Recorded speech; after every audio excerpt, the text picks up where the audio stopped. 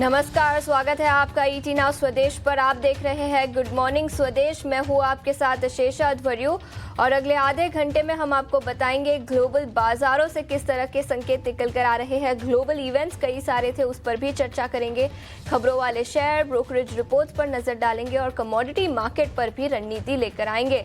लेकिन ओवरनाइट सबसे बड़ा इवेंट हुआ जहां पर अमेरिकन राष्ट्रपति डोनाल्ड ट्रंप की शपथ ग्रहण हुई और कई सारे अनाउंसमेंट्स भी उसके बाद निकल कर आए। लेकिन अमेरिका में एक बार फिर ट्रंप सरकार की वापसी हुई है। भारतीय समयानुसार कल साढ़े 10 बजे डोनाल्ड ट्रंप ने राष्ट्रपति पद की शपथ ली। शपथ के बाद उन्होंने कहा कि अमेरिका की स्वर्णिम युग की शुरुआत हो गई है। शपथ के बाद उन्होंने कई आदेश भी साइन किए। सबसे पहले आइए उनको सुनते हैं। The golden age of America begins right now. We will be the envy of every nation, and we will not allow ourselves to be taken advantage of any longer. During every single day of the Trump administration, I will very simply put America first. And our top priority will be to create a nation that is proud, prosperous, and free.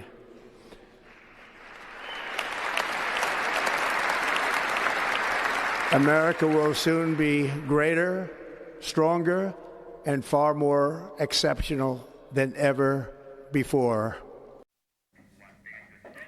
कई सारे important announcements भी Donald Trump ने इस speech के बाद किए। Inflation को लेकर जहां पर उनकी नज़र रहेगी, इसके अलावा इमिग्रेशन इश्यूज़ को लेकर जहां पर बॉर्डर इश्यूज़ पर भी इम्प्रूवमेंट किया जाएगा। याद रखें, मेक्सिको से इमिग्रेशन का बड़ा प्रॉब्लम है अमेरिका के लिए, उस पर भी एक्शन लिया जाएगा। इसके अलावा जियोपॉलिटिकल फ्रंट पर बात करें तो उनका बड़ा बयान आया जहाँ उन्होंने कहा यूक्रेन वॉर ख़त्म करने पर उनकी नज़र रहेगी और पुतिन को भी जल्द ही अमेरिकन प्रेसिडेंट डोनाल्ड ट्रंप मिल सकते हैं।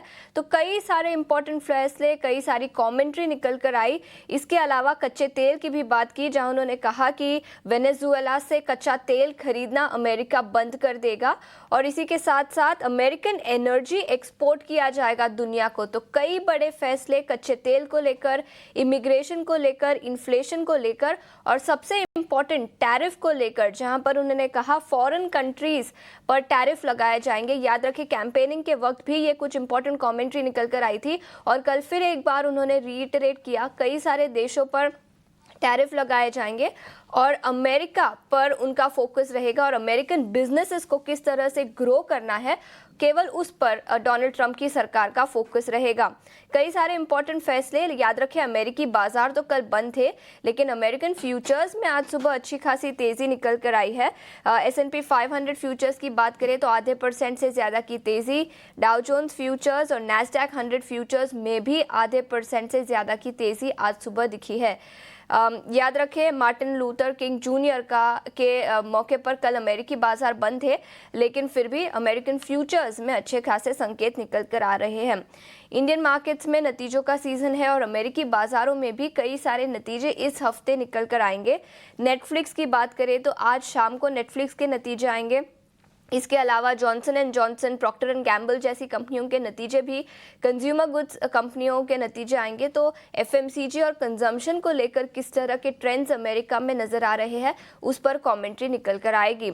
इसके अलावा अमेरिकन एक्सप्रेस जैसे कंपनियों के नतीजे भी आते हुए नजर आएंगे। तो कई सारे बड़ी कंपनियों के नतीजे जिस पर सबकी नज़र रहेगी। याद रखिए, यूरोपियन बाजारों की बात करें तो यहाँ पर भी कल तेज़ी दिखी। FTSE 0.2% की तेज़ी के साथ बंद हुआ। वही कैक और डैक्स में भी करीब आधे % की तेजी कल के सत्र में दिखी। कमोडिटी मार्केट की बात करें तो यहां पर आज सुबह थोड़ी सी सुस्ती निकल कर आई है। ब्रेंट क्रूड सपाट $80 पर बैरल, थोड़ी सी कमजोरी इनफैक्ट यहां पर दिखी है। वही WTI क्रूड की बात करें तो 1.5% की गिरावट के साथ आज सुबह कारोबार निकल कर आया है।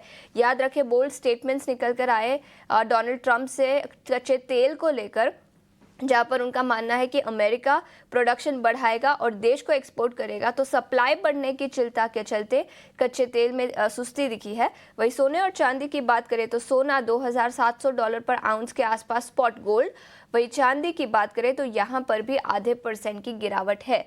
तो हाँ, कमोडिटी मार्केट में थोड़ी सी सुस्ती दिखी है, लेकिन अमेरिकन बिजनेसेस पर जो फोकस रहेगा इस कमेंट्री के बाद अमेरिकन फ्यूचर्स में अच्छी खासी तेजी दिखी। Dow Jones futures, S&P 500 futures और नैस्डैक फ्यूचर्स आधे % की तेजी के साथ आज सुबह कारोबार करते हुए नजर आए। लेकिन इसके अलावा FIIs और DIIs के आंकड़ों पर भारतीय बाजारों पर फिर एक बार नजर डाल लेते हैं। याद रखें, 12वें दिन लगातार भारतीय बाजारों में कल फॉरेन इंस्टीट्यूशनल इन्वेस्टर्स ने बिकवाली की। करीब 4,340 करोड़ की बिकवाली कैश मार्केट में दिखी। वही डोमेस्टिक इंस्टीट्यूशनल इन्वेस्टर्स ने करीब 4,300 करोड़ की खरीदारी की।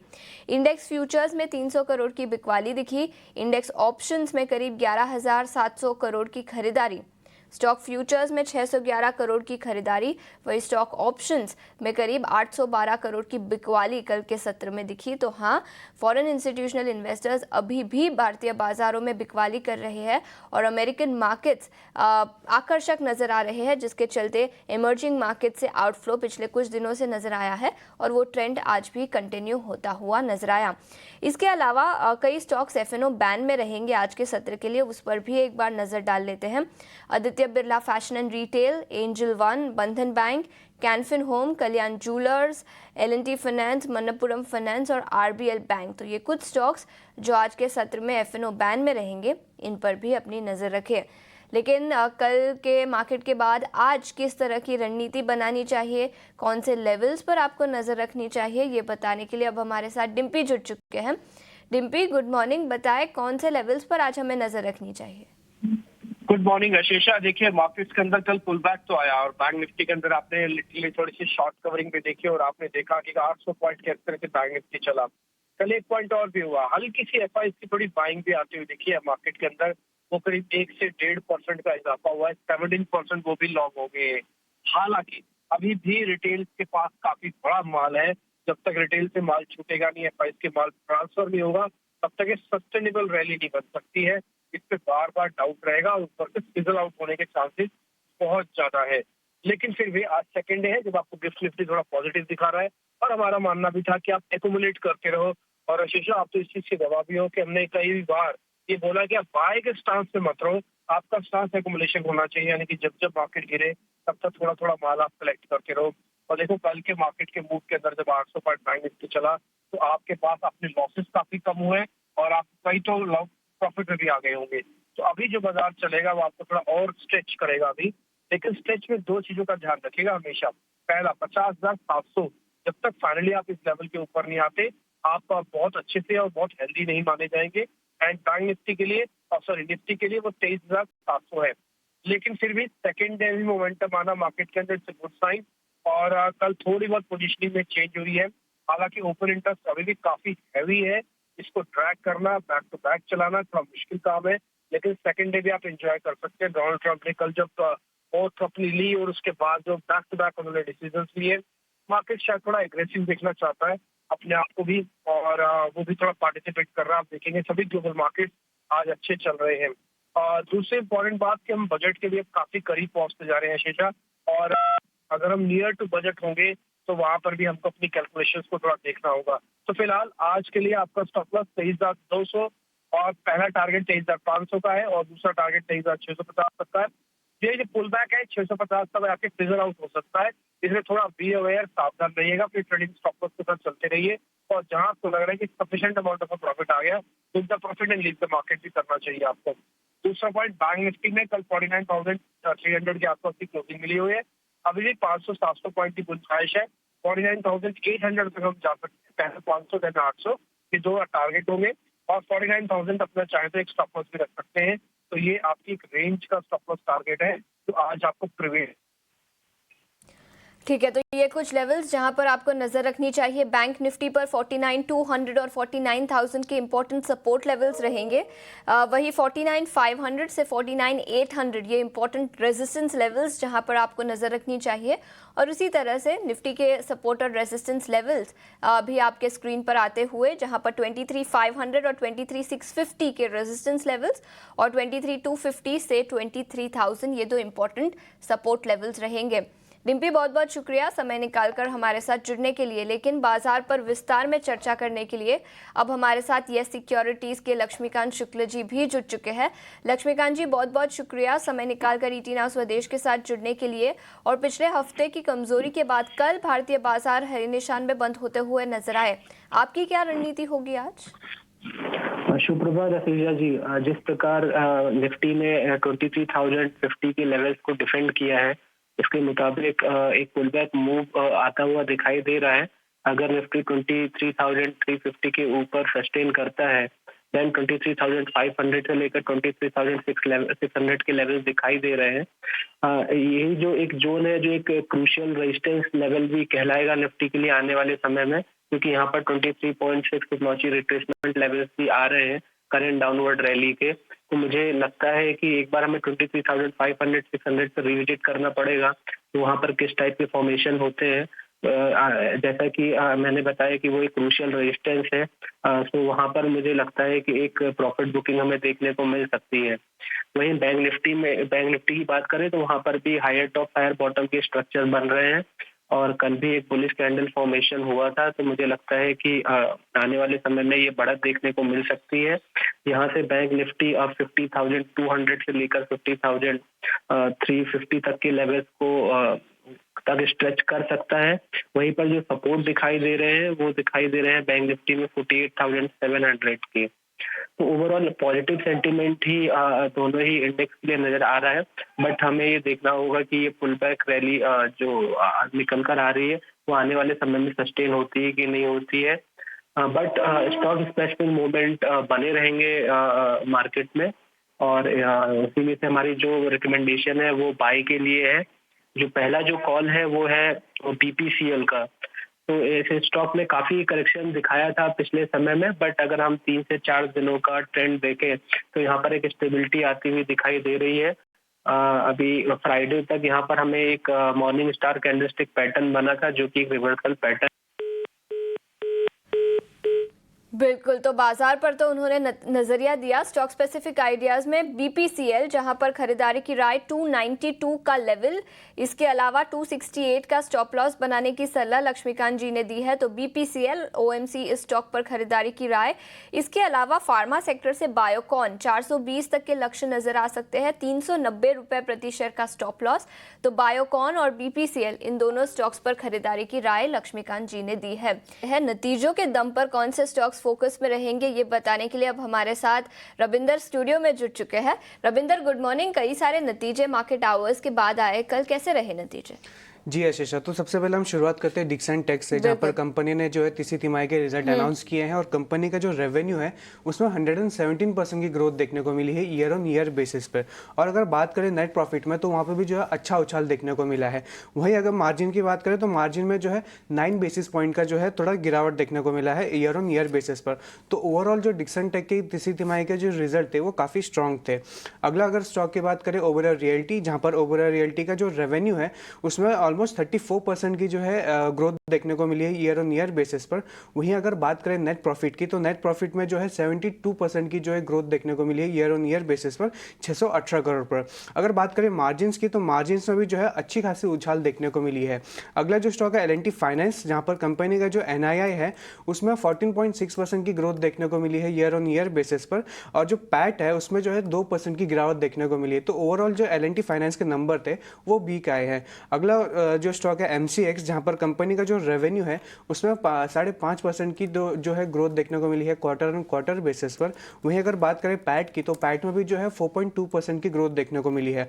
अगर बात करें मार्जिन्स की तो मार्जिन जो है तीसरी तिमाही में कंपनी का जो ऑलमोस्ट फ्लैट रहा है, और जो ऑप्शन मेड है वो सिग्निफिकेंट ग्रोथ देखने को मिला है एडीटी इंक्रीज की वजह से 2,07,090 करोड़ पर। ठीक है, तो कई सारे कंपनीज जो नतीजों के दम पर आज फोकस में रहेंगे। डिक्सन टेक्नोलॉजी, एमसीएक्स जैसे कंपनियों के नतीजे आए, लेकिन रविंदर इसके अलावा खबरों के दम पर भी कुछ स्टॉक्स फोकस में रहेंगे, उसके बारे में भी बताएं। जी, खबरों वाले शेयर्स में हम बात करें सबसे पहले तो वोडाफोन आइडिया है, जहाँ पर जो है सुप्रीम कोर्ट ने हाई कोर्ट के आदेश को जो है बरकरार रखा है, जहाँ पर जिसमें जो है टैक्स डिपार्टमेंट को कंपनी को 128 करोड़ का जो है वो वापस करने के लिए कहा गया है। अगला जो स्टॉक है वारी एनर्जी, जहाँ पर कंपनी को जो है लेटर ऑफ अवार्ड मिला है सोलर मॉलिक्यूल जो सप्लाई करने के लिए 180 MVV। अगला स्टॉक जो है कैम्स, जहाँ पर कंपनी जो है रजिस्ट्रार और ट्रांसफर एजेंट जो है सिलेक्ट होकर आ रही है जियो ब्लैकलॉक म्यूचुअल फंड के लिए। अगला स्टॉक जो है एस्ट्रल, जहां पर कंपनी ने जो है कमर्शियल प्रोडक्शन जो है स्टार्ट कर दिया है उसके एक प्लांट में।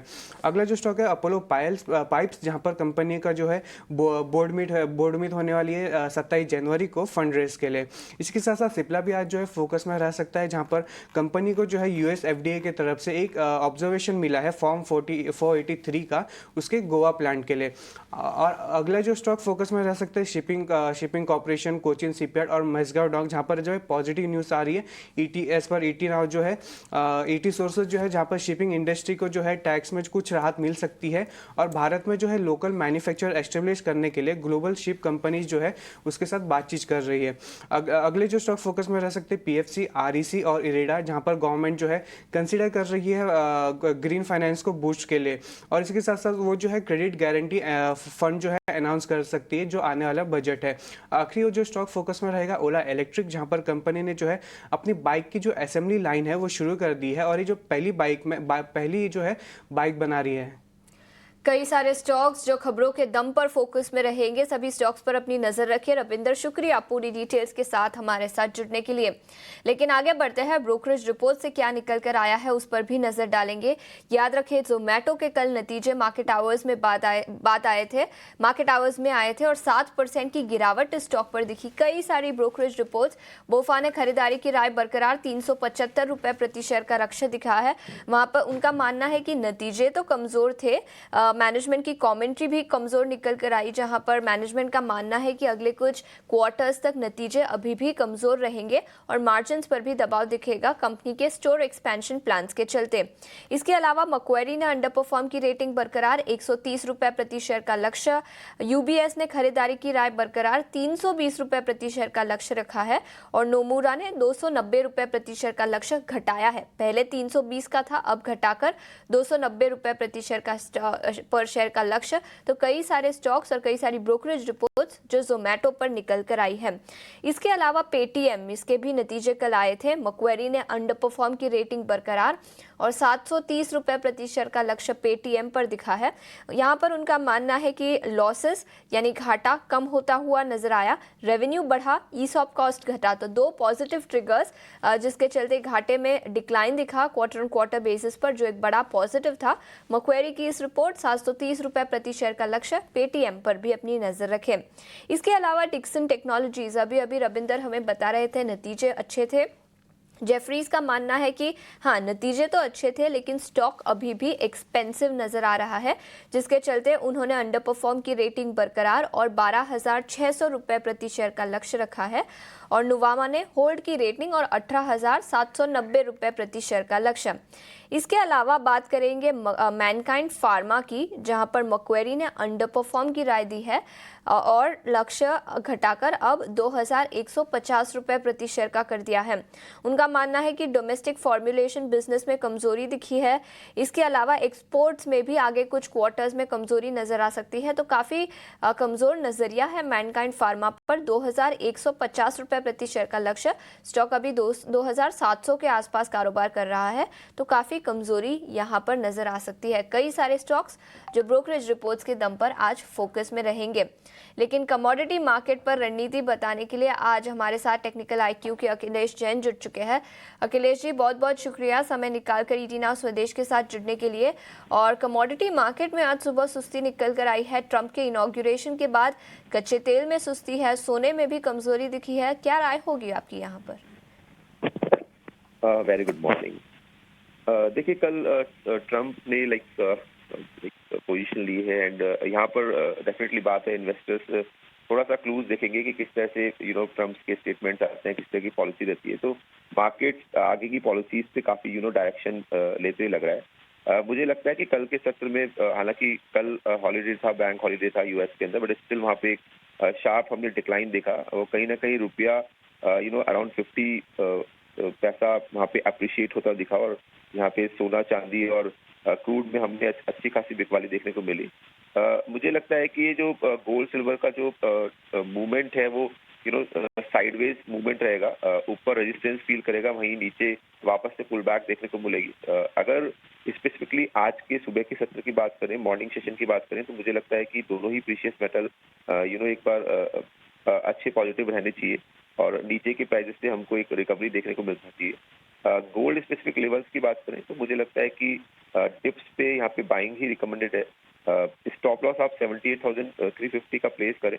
मुझे लगता है ग्रेजुअली भाव जो कल के सत्र के भाव थे उन्हीं के आसपास यहाँ पे देखने को मिलनी चाहिए, और 78,850 से लेकर 79,125 तक देखने को यहाँ पे मिल सकते हैं। वहीं सिल्वर में भी आप बाइंग की रणनीति रखें, 91,000 से 91,300 के आसपास रेंज भी मिलता है, तो बाय कर सकते हैं। 90,750 के राउंड स्टॉप लॉस प्लेस करें। ग्रेजुअली मुझे लगता है कि भाव 92,200 300 की रेंज में देखने को मिलना चाहिए। हालांकि दोनों ही मेटल्स अपसाइड एक रेजिस्टेंस फेस कर रहे हैं। स्पेसिफिकली गोल्ड की बात करें, कॉमेक्स की, तो मुझे लगता है कि 2730 स्पॉट लेवल एक क्रूशियल रेजिस्टेंस रहेगा और वहां से वापस एक मुनाफा वसूली आ सकती है। तो ट्रेडर्स को अगर यहाँ से कोई पुल बैक मिलती है और तो वहाँ पे मुनाफा वसूली भी करें गोल्ड में। जी बिल्कुल, तो ये नज़रिया कमोडिटी मार्केट पर। अखिलेश जी, बहुत बहुत शुक्रिया समय निकालकर हमारे साथ जुड़ने के लिए और कमोडिटी मार्केट पर अपनी रणनीति बताने के लिए। इतना ही समय था हमारे पास इस शो